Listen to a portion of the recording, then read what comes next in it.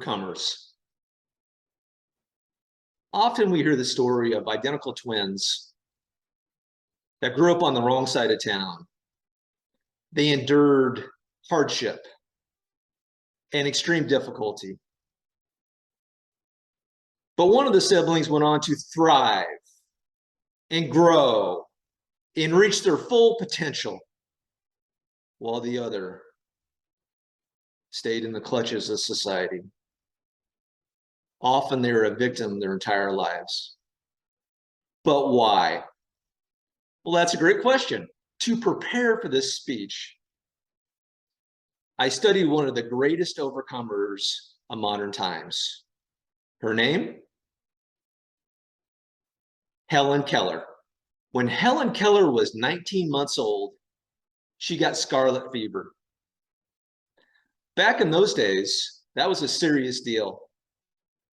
For Helen, she lost her eyesight and her hearing.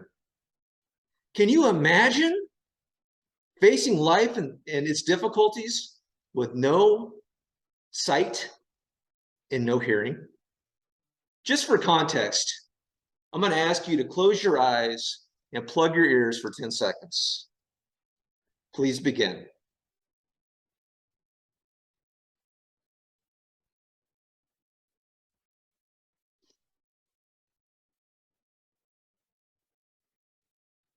Isn't it incredible who she became facing those difficulties? I can't imagine. But when I studied Helen Keller, I found 3 reasons I think she's such a phenomenal overcomer. Number 1, belief. Helen Keller had a teacher.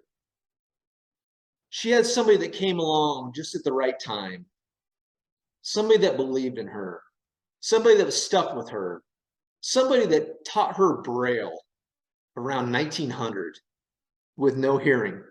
Number 2, reconciliation.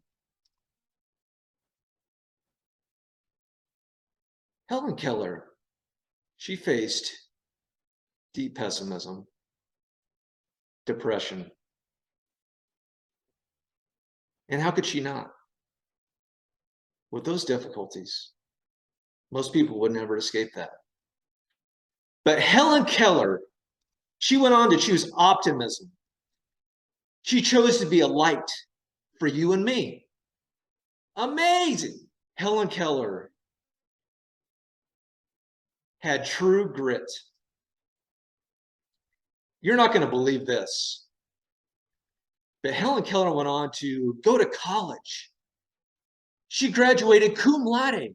Cum laude. Incredible. So when we look at the greatest overcomers,